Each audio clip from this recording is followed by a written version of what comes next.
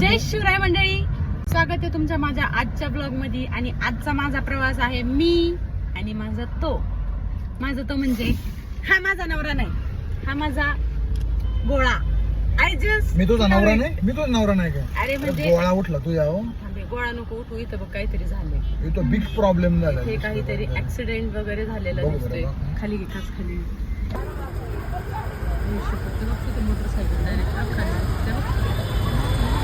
तर प्रवास आमचा सुरू झाला होता शूटला जायला, आणि जातानाच एक ऍक्सिडेंट झालेला दिसला.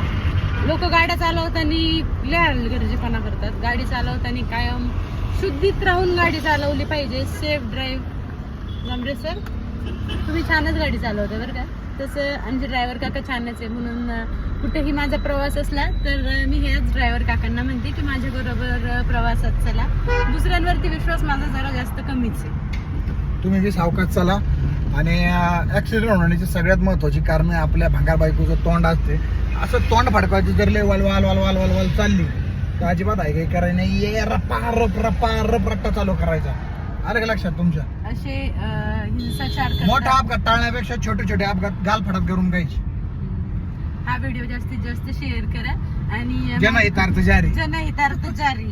माझा नवरा मला हाणतोय, हे जनहितार्थ जारी का? नाही मग तो नवरा नाही.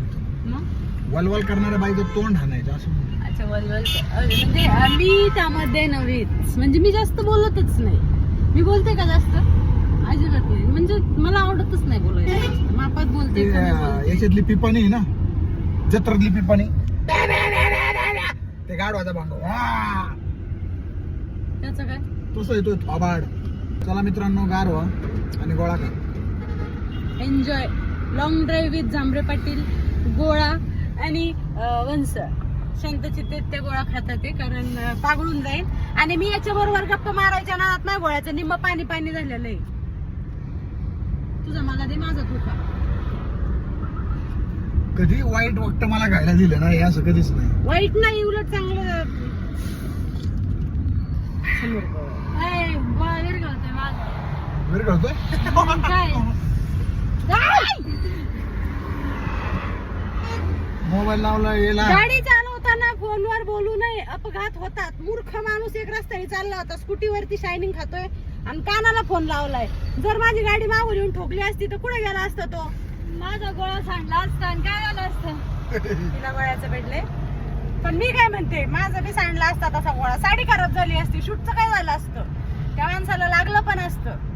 मूर्ख माणसं आहेत, याच्यामुळं ऍक्सिडेंट होतात. हाताने उद्योग होतात. गाडी चालवताना गप गाडी चालव ना.